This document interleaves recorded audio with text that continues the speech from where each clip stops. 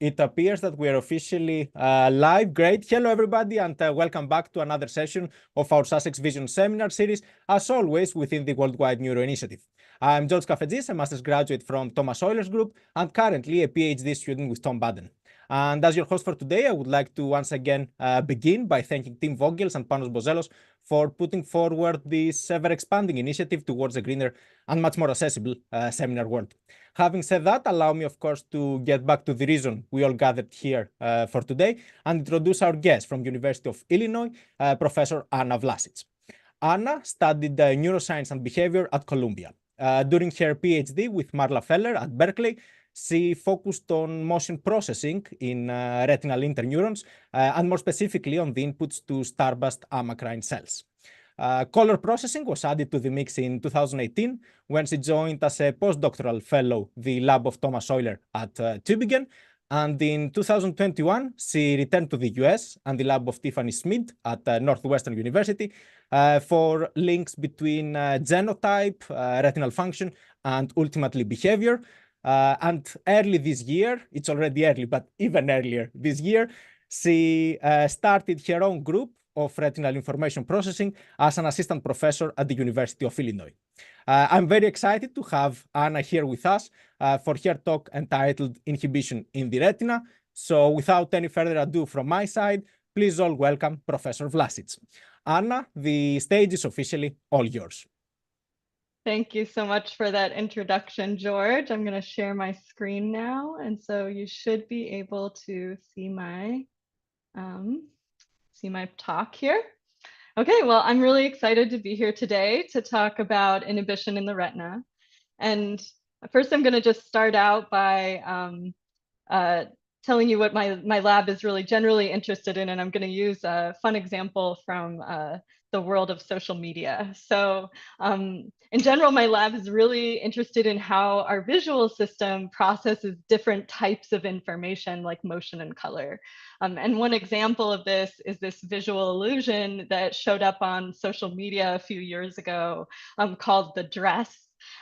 This was this photo of a dress that caused disagreement because some people see it as gold and white and others see it as blue and black.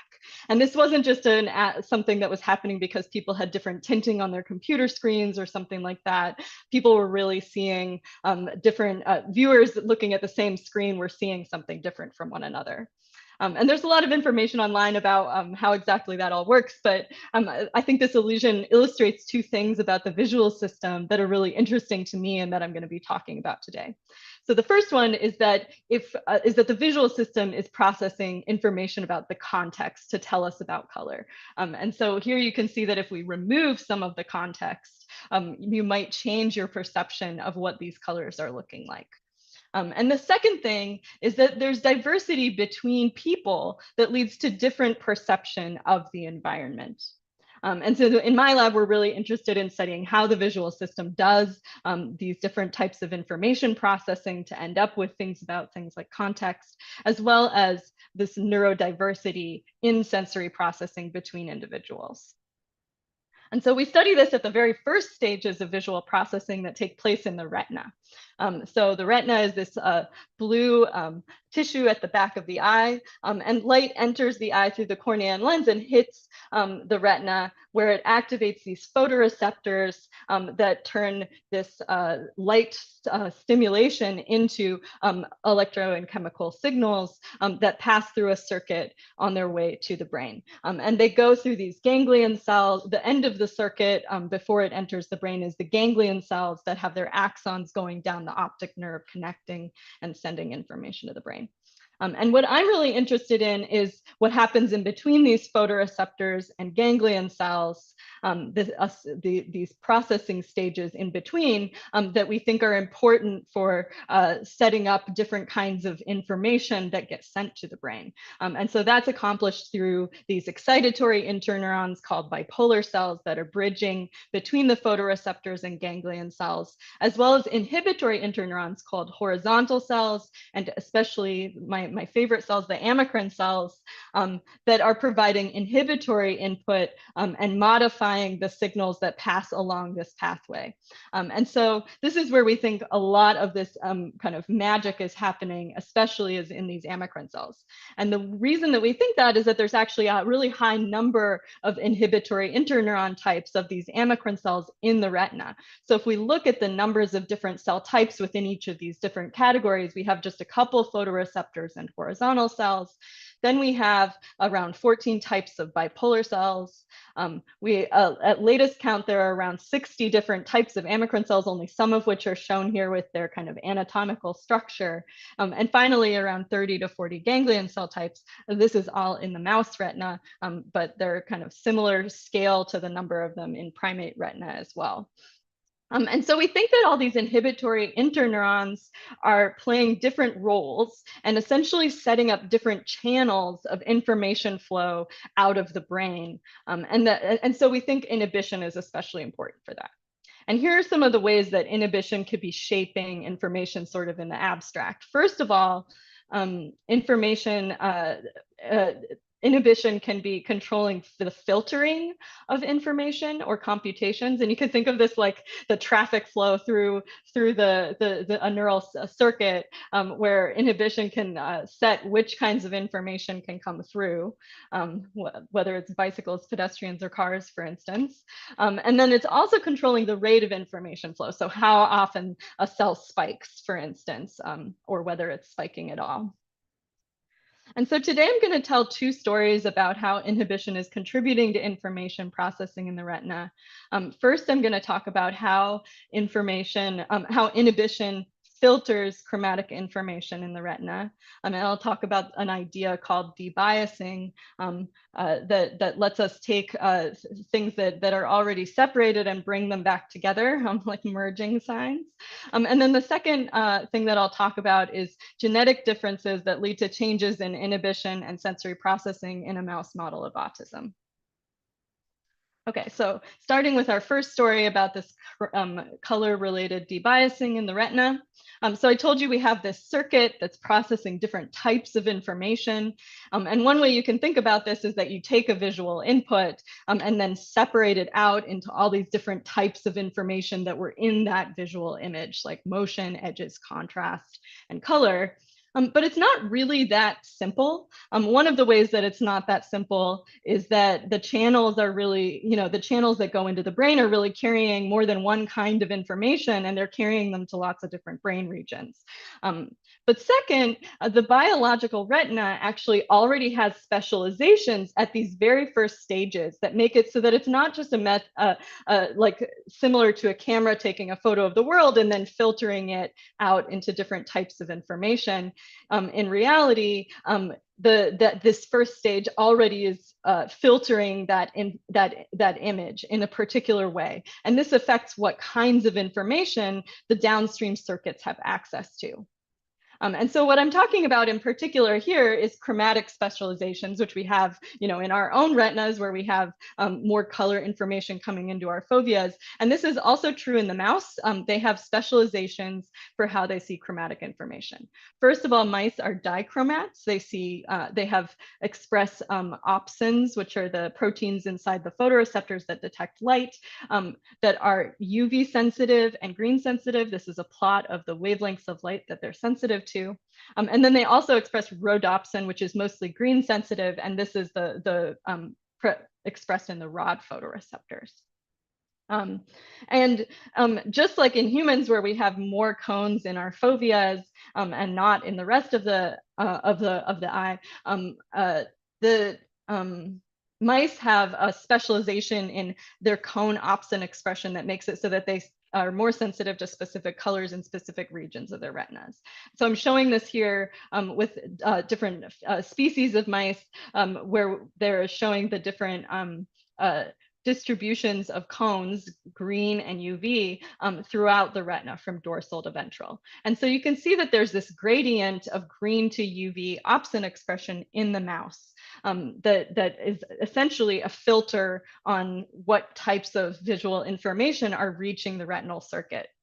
And we think that this is, in general, specialized for the statistics of the mouse's environment, allowing it to see UV in the sky. That light information goes to the ventral retina when it's focused through the lens, and then also being able to see color contrast at the horizon. So that's what happens at the very beginning of the retina, but what happens when we go further downstream? Interestingly, the photoreceptors have this gradient, and now I'm showing these dots are all different photoreceptors where we've measured their preferences for different color stimuli, and you can see that photoreceptors prefer green in the dorsal and UV in the ventral. They also have a surround preference, which is their preference for light that's further away from them in space. And so mostly it's green in the photoreceptors.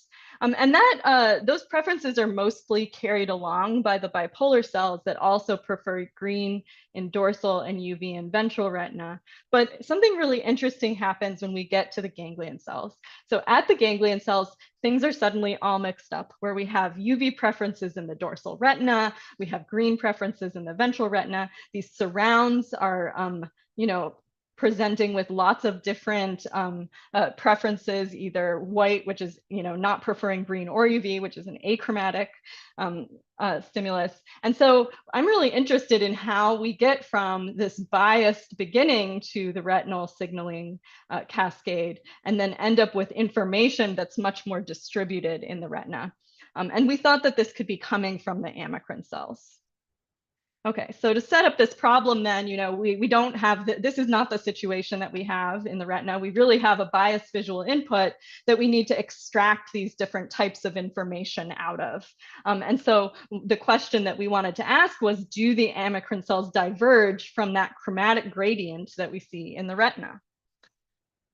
And so to do this, this is work that I did in Thomas Euler's lab with Philip Barron's lab with 2 PhD students, Marili Kormpudu and Sarah Strauss. They're both graduating soon, and this was a major part of their theses. The work that we decided to do was to try to image from population of many different kinds of these amacrine cells at once, because I told you there are a lot of different kinds of them.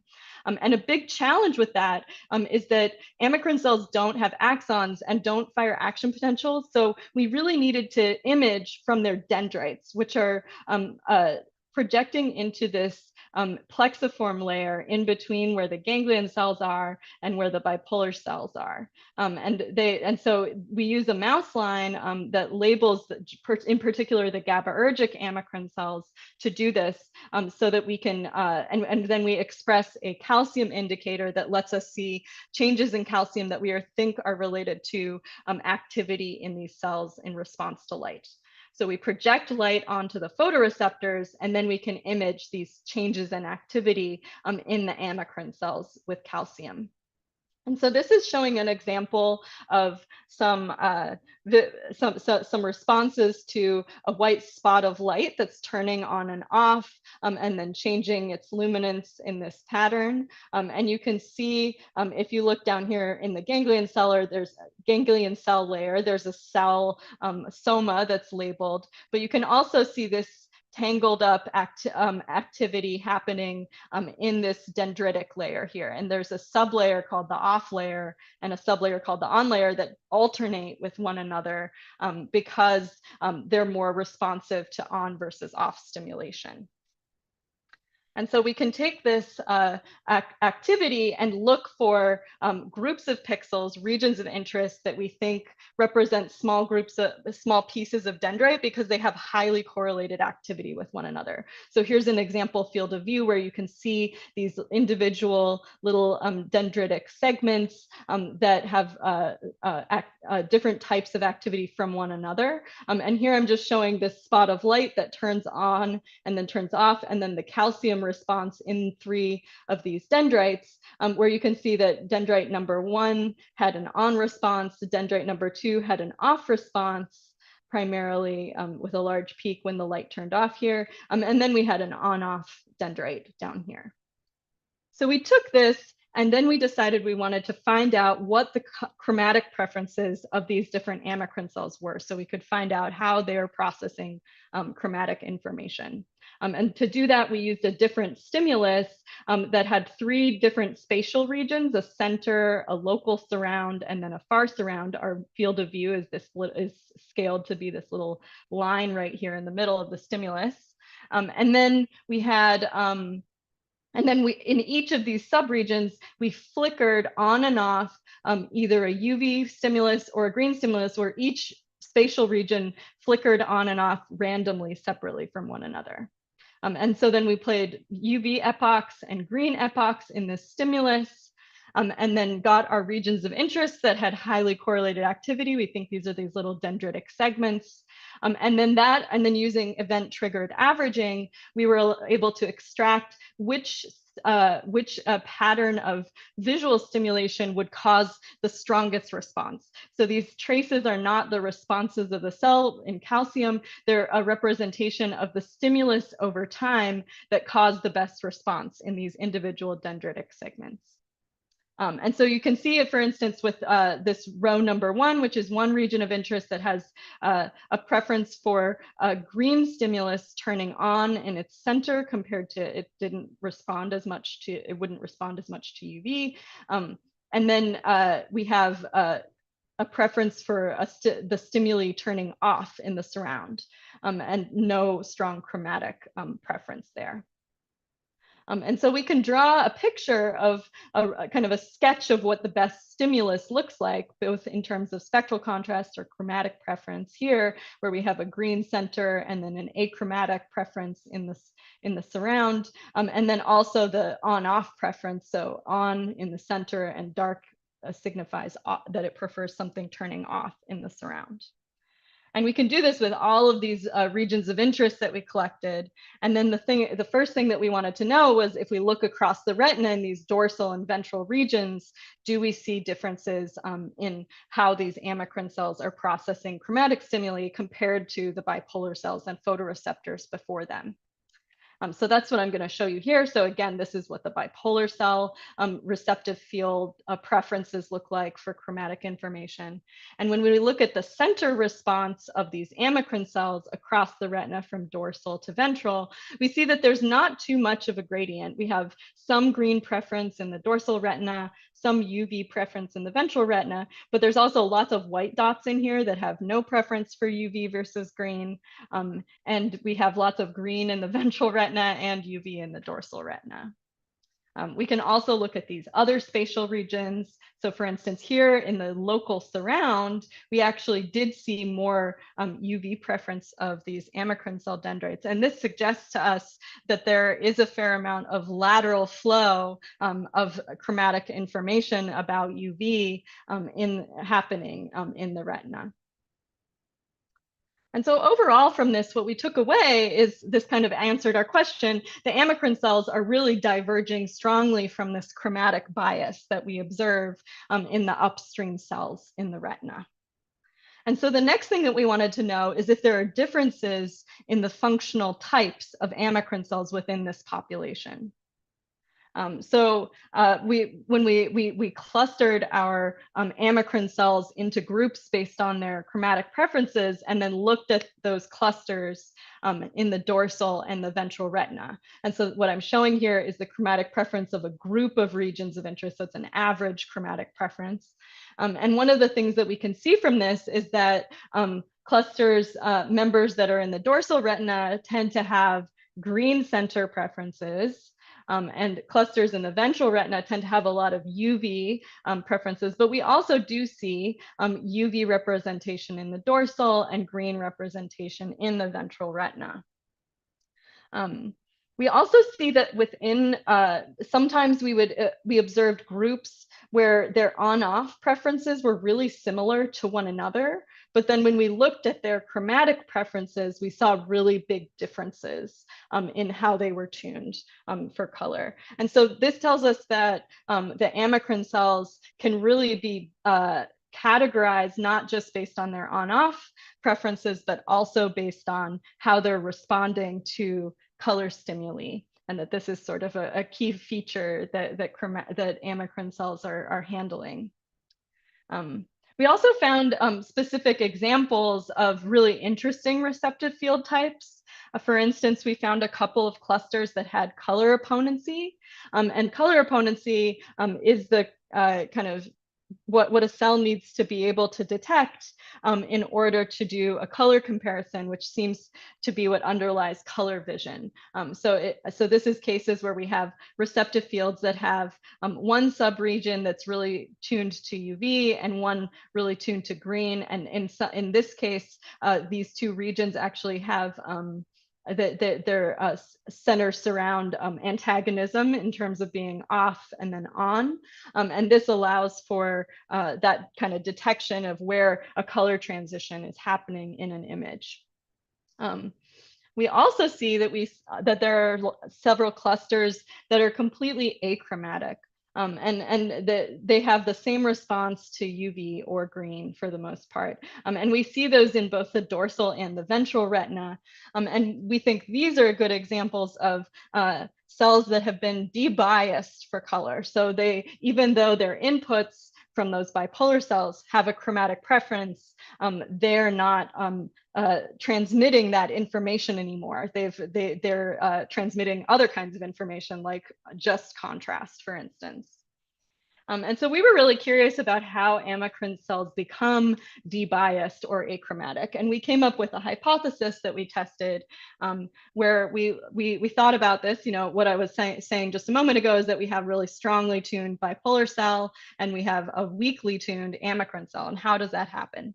And one way that that can happen, you know, this bipolar cell, again, is providing this excitatory input, but we could also have a strongly tuned amacrine cell that provides inhibition and could provide selective inhibition in the when one color is presented, as we see that they are tuned for chromatic information. And so that would lead to a weakly tuned amacrine cell. And that was the kind of the general sketch of the idea. And so the way that we decided to test whether this is something that's happening in the retina is to block inhibition.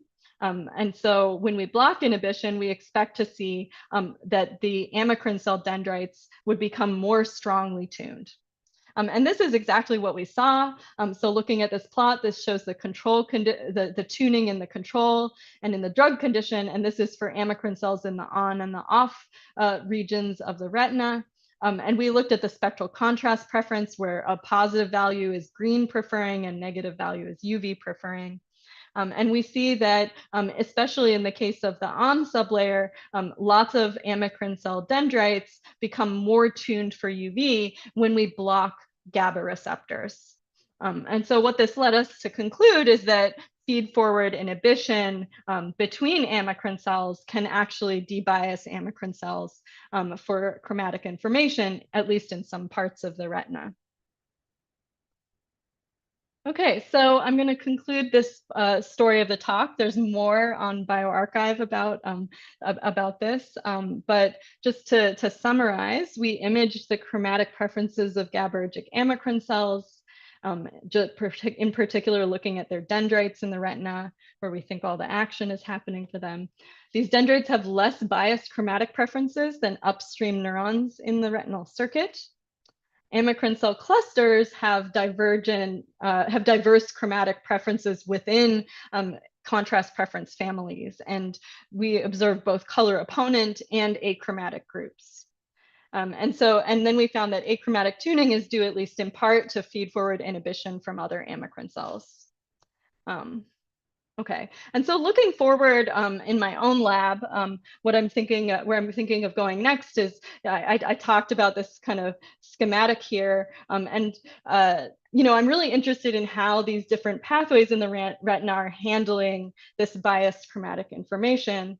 And I'm especially interested in whether there are cases where multimodal integration is happening, where color and motion are actually remaining together and providing specific types of information to the mouse visual system. And so I'm going to be looking at that both in the retina at the population and individual cell level, and also by looking at behavioral performance of animals in different types of color contexts, for instance, in how they respond to threats and how they perform natural hunting behaviors. Okay, and so with that, I'm going to switch gears, and now we're going to talk a little bit about neurodiversity in the retina. And this is a work that I did in Tiffany Schmidt's lab at Northwestern. So again, the general topic is looking at how genetic differences lead to changes in inhibition and sensory processing in mouse models of autism. And I think it's important to kind of explain how I started to get interested in this. So we know, one of the things that we know is that neural circuits change their properties in autism spectrum disorders. And just to give you an introduction to autism, 1 in 44 children in the US has ASD, and the core symptoms are atypical social communication and interactions and restricted interests or repetitive behaviors. At the neurobiological level, some of the things that are happening in neural circuits is that people have observed atypical structure of dendrites, changes in excitation and inhibition balance, and reduced inhibition in the cortex. And I've just been talking to you about this neural circuit, which has a lot of these same elements to it that are set up in a particular way to do a particular job, which is to extract these different types of information that the brain needs for behavior. And so a big question that we have is, are these neurons altered by lack of ASD-linked genes? And so just to give you a little bit of an overview of some of the things that we know already about vision. First of all, it's only altered in some people with ASD. But what we see is that there's differences in motion and contrast detection, hyper or hyporeactivity to light, including behaviors like photophobia. Atypical circadian rhythm and sleep are very common in people with autism. And there's a distinct pattern of electrical activity of the optic nerve in some cases that people have found using like ERG to measure especially the B wave amplitude. But again, all of these features of autism exist on a spectrum of severity or intensity. And so there's something pretty interesting going on here in terms of thinking about diversity of how a retina can work and what differences there are kind of in different genetic contexts. And so the first thing that we wanted to do was look at whether autism-linked genes are expressed in the retina. And so for this, we turned to mouse transcriptomics data sets that are already published, and what we did was to look up a list of autism-linked genes in these data sets and look at their expression in ganglion cells.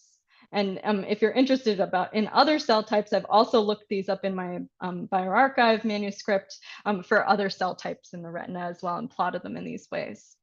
And so there are a couple of really, so just to orient you in this plot, these are autism-linked genes. These are different ganglion cell types. I told you there's around 30 to 40 different types in the retina. And then the color bar is telling the relative expression of each gene among amacrine or among ganglion cell types. And this is the percent of cells of each of those ganglion cell types that's expressing the gene. And so we can see a couple of really interesting things from this plot. First of all, not all ASD-linked genes appear to be expressed in the retina. And I think this is interesting because it could have implications for differences in visual symptoms seen across the spectrum. Another thing is that ASD-linked genes are differentially expressed across ganglion cell types, meaning that different types may be differentially affected in the context of loss of an autism-linked gene. Okay, and so what we decided to do with this was to narrow in on one ganglion cell type, which is the sustained on alpha ganglion cell type. It's a fairly well-studied and easy to find type in the mouse retina. And we decided to look at it with just one gene, the FMR1 gene, and look at how, and look at its function and structure in a mouse knockout of that gene. Right, so the FMR1 gene knockout mouse is a model of Fragile X syndrome. FMR1 is the gene implicated in Fragile X syndrome. Fragile X syndrome has high comorbidity with autism. Around 80% of kids with Fragile X syndrome are diagnosed with autism. And FMR1 protein affects both dendrites and synaptic function in the brain because it traffics, it's an RNA trafficking protein. And in both people and in this mouse model, people have observed atypical contrast sensitivity as well as changes in ERG or optic nerve function. And so this suggests that there might be something interesting going on at the level of the retina. And so the way that we looked at this was to do electrophysiological recordings from single cells in the isolated retina and then project flashes of light. This is our light stimulus here. And then we could fill cells with dye after the fact and then stain them for markers of this cell type to ensure that we were finding the same cells in both our wild types and in our knockouts. And so the first thing we looked at was this dendritic structure. And so here's a picture of one of these cells in an FMR1 knockout mouse. And here is a skeletonized tracing of the dendrites of that cell. And then here's an example of a wild type. And I think what you could maybe already see from just looking at this is that the FMR1 knockout has more dendrites. Its dendrites are denser than in the wild type.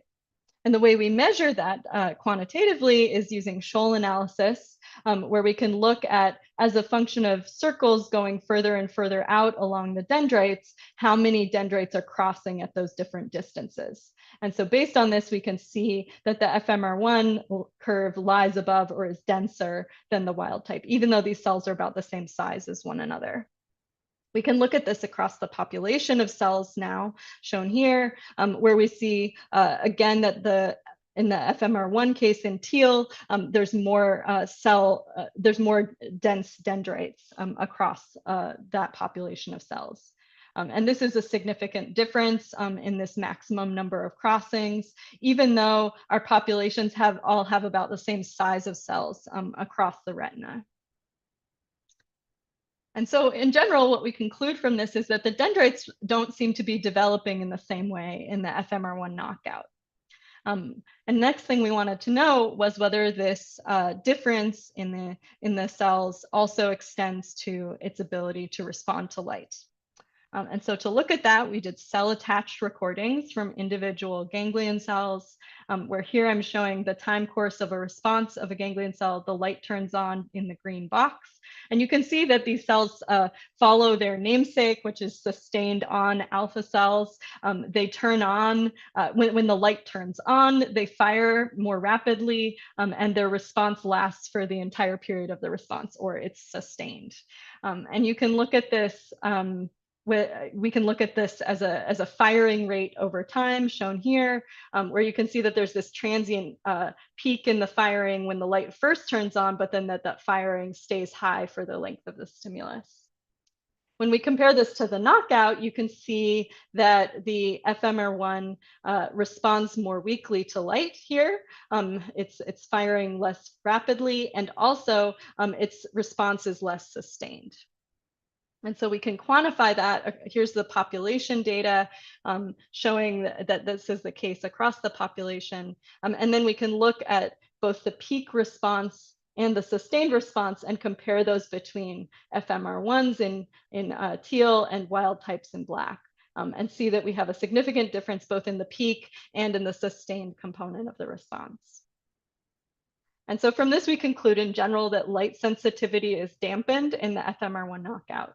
And the next thing that we wanted to know was where this difference in the responsiveness of these cells is coming from. And one idea that we had is that this could be coming from a difference in the amount of excitation and inhibition coming onto this cell during the light response.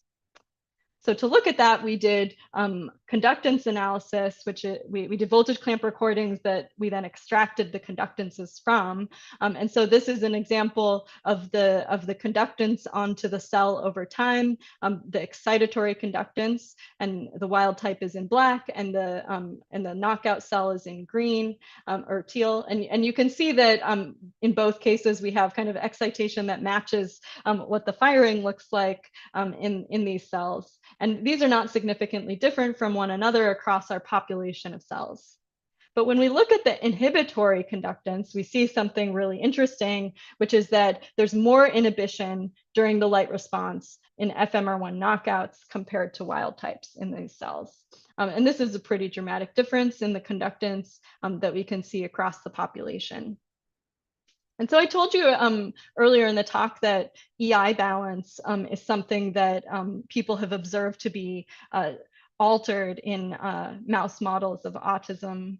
And so this looks like this is also happening here with this ganglion cell. And so we decided to explicitly plot the EI ratio. So that's excitation divided by inhibition over time here, where the baseline is at 50%, and then we see a transient in the wild type, a transient increase of E over I, followed by a stabilized lower than baseline E over I in these cells during the light response. And in knockouts, we see that we lose this transient peak and then also have much more inhibition during the light response.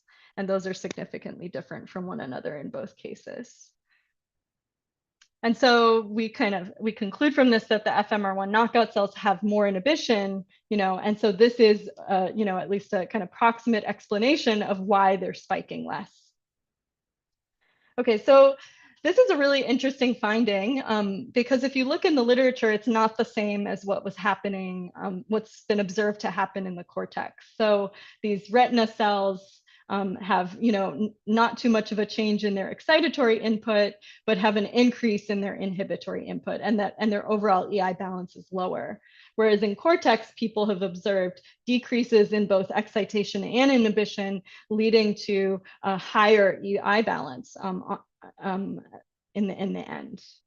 And so one of the things that we thought was really interesting was a hypothesis that was proposed by Michelle Antoine in Dan Feldman's lab, who suggested that this EI ratio is actually scaling nonlinearly in these autism models in order to maintain the kind of peak circuit excitability. And so let me explain what I mean by that. So they made a model where they took excitatory and inhibitory conductances, like I was just showing you, and they put it into their model to predict the postsynaptic potentials in downstream cells. And they did this with 3 different example cases.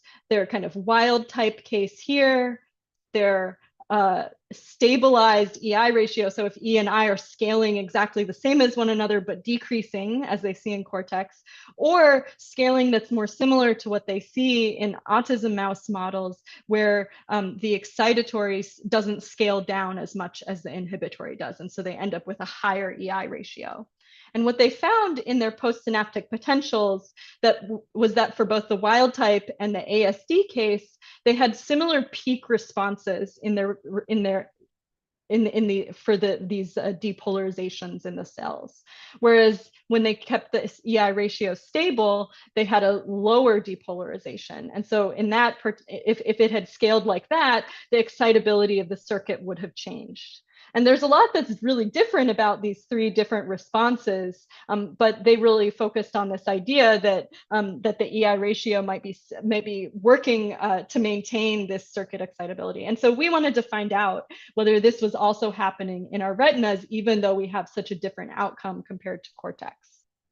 And so to look at that, we took our wild type excitatory and inhibitory conductances here, and then we compared them to stably increasing both at the same ratio, or increasing inhibition a lot more than excitation, which is what we observe in our wild type or in our FMR1 knockouts. And when we look at the predicted depolarization in our downstream cells, we see that similar to what they saw with their cortical example, the peak response, if we maintain a stable EI ratio, which is the gray line, is much more depolarizes much more than it does for either the native or the ASD-like decreased EI ratio state, which both have their peak around the same amplitude as one another. Now, this is interesting, right? Because we see that this kind of sustained component of this light response is not going to have the same amount of depolarization in the wild type compared to the knockout case if it's kind of following this pattern. And we can look at this across parameter space, looking at different GI, different excitatory and inhibitory scale factors, and where we see stable postsynaptic potentials. And we do see that this is nonlinear. A stable EI ratio is not going to maintain the same change in kind of postsynaptic potential peak. And our retina case is scaling up, and we see that it follows this line in this region, whereas cortex scales down, and we see it kind of following what happens on this part of this plot. Okay, so the very last piece of data that I want to show you is just that if we look at this predicted EI, this predicted depolarization in all of our individual recordings of our excitatory and inhibitory conductances, we see that wild types and knockouts do have this pattern of kind of similar depolarization, but having this kind of plateau that's in a different regime for the wild types and knockouts. And when we look at this peak predicted depolarization in the wild types and the knockouts, we see that the knockouts are often significantly lower. So they're actually even hanging out in this part of this plot, but that we very rarely see anything that approaches the peak responses that we see in wild types, suggesting that there is some kind of control of depolarization happening in this situation.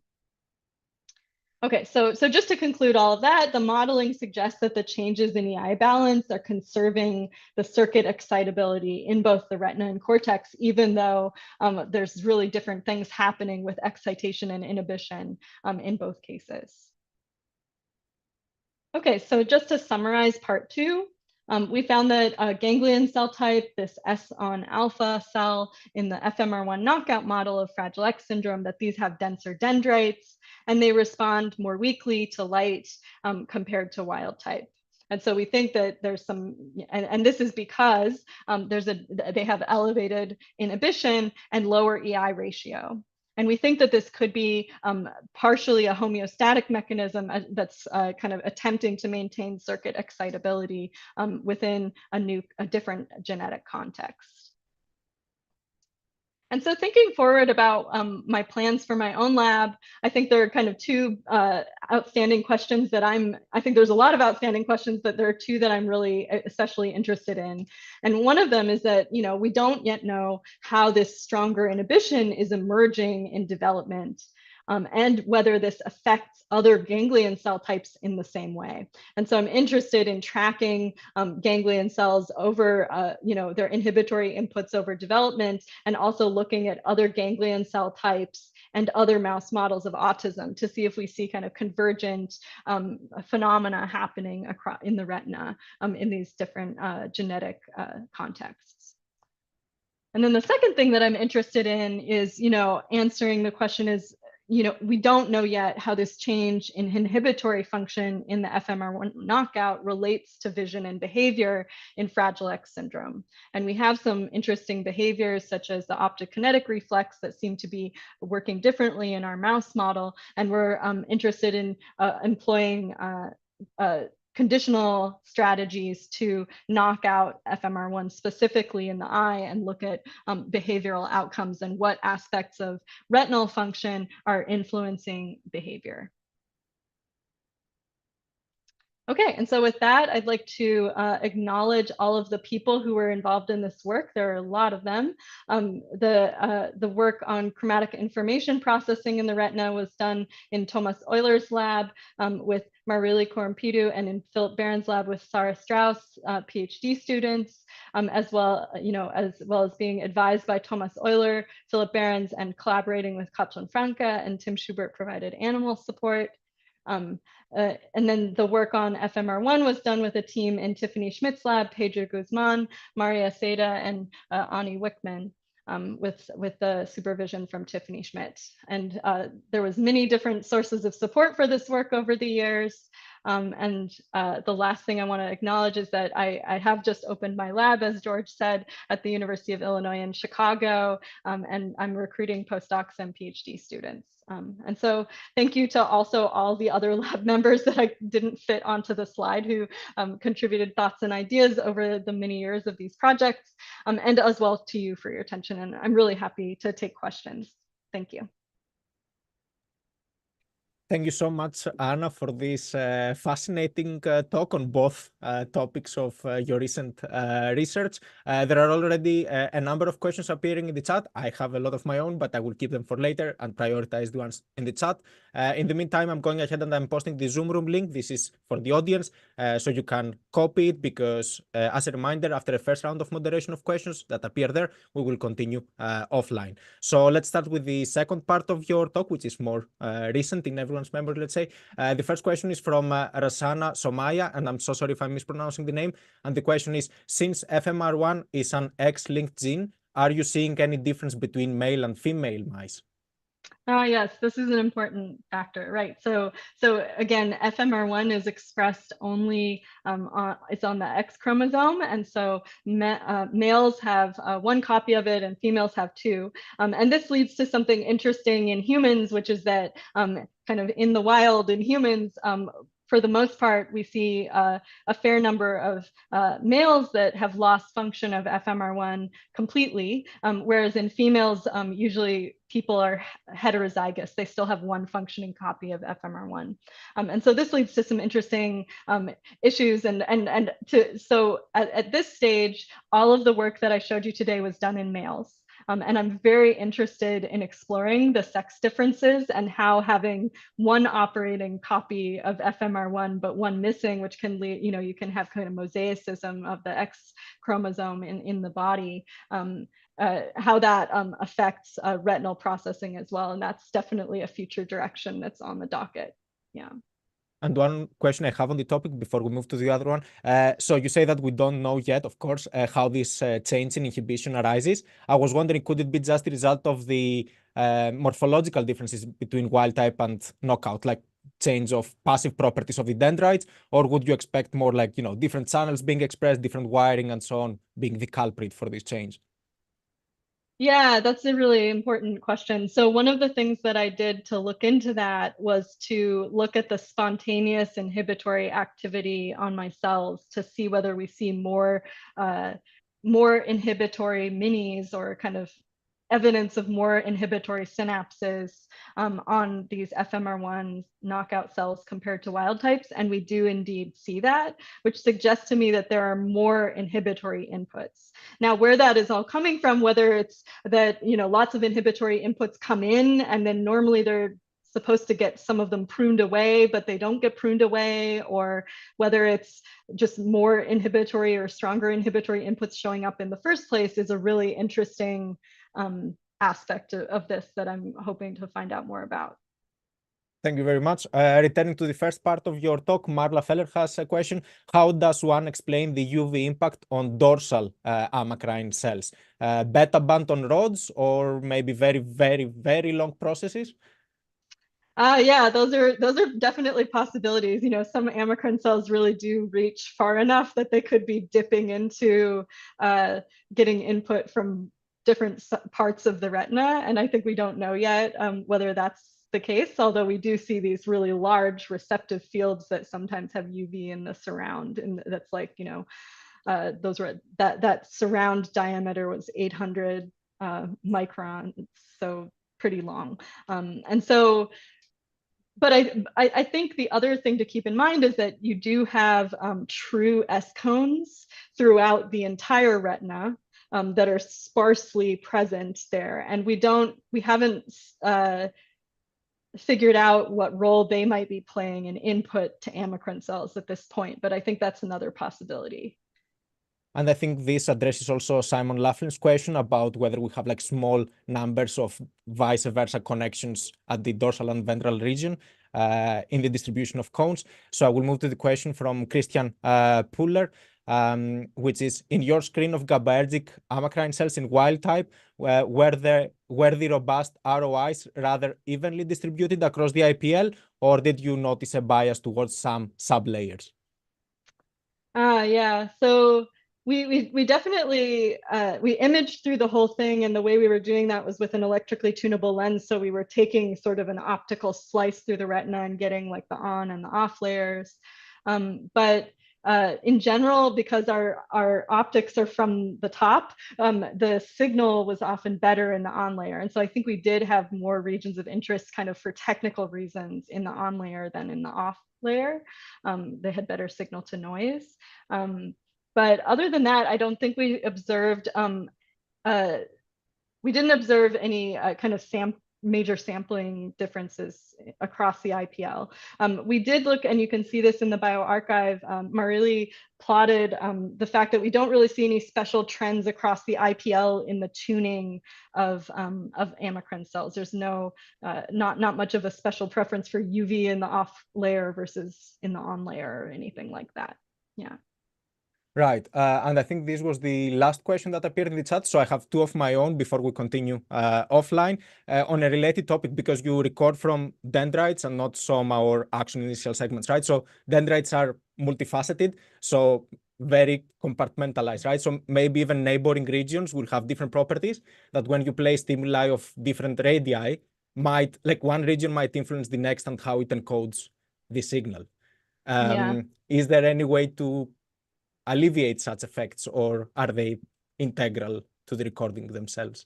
So with the approach that we took here, we are definitely agnostic to which dendrites are part of which cells, right?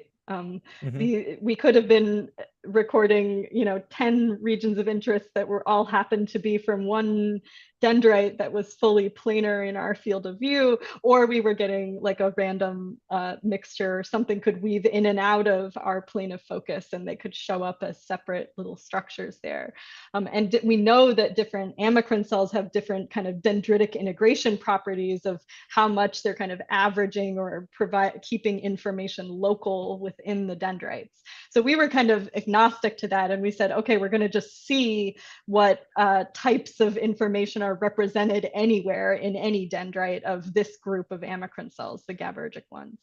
I think getting the way to get that approach probably can't get too far away from that problem, but I think, we can now, with all of this information, go in and do more sparse labeling types of experiments to look at specific amacrine cell types, and to start to find out, does an amacrine cell have different chromatic representations at different points in its dendrites, or what are the rules there within individual kind of anatomically or genetically defined types. And so that's definitely an interesting future direction for this work. Right. Thank you very much. And one last question, maybe for the online version of today's talk. So you posit that it is probably through feed-forward inhibition that we achieve this debiasing. And I was wondering if you can hypothesize whether this would be, let's say, the primary function of some amacrine cells, or a byproduct of, I'm doing my main task, and as a consequence, this also happens. Ooh, that's a hard question. I think I that's said really hypothesize, interesting. right? Yeah. I I sure, I think either of those is possible. The retina is this weird kind of mixed up thing that evolution put together, that I think, you can think of it similar to a jerry-rigged microscope in a lab. Someone built it until it worked well enough for a given species, and could kind of do all the jobs it needs to do. And so I think there's some probably interesting things that emerge out of that. And whether there are sort of amacrine cells whose job it is to kind of take away chromatic information or not, I'm not sure. But I do think it's interesting in general that amacrine cells, there are so many of them, and they're one of the cell types that's the most different between species. And so I think it's interesting to explore the kind of evolutionary side of this question, which is, are amacrine cells sort of laying on top of this biased input in the mouse in order to make sure, kind of deal with this problem that the photoreceptor gradient created, yeah. Right. So given that there are no more questions appearing in the chat, I think at this point we can wrap up and continue offline, given that people are already in the waiting room. So I would like to thank you once again for this fantastic talk, Anna, and of course to the audience for being here. And if they want to continue, just click the link that you currently see available. Thank you, Anna. Thank you so much for the invitation. This was great, George. Thanks.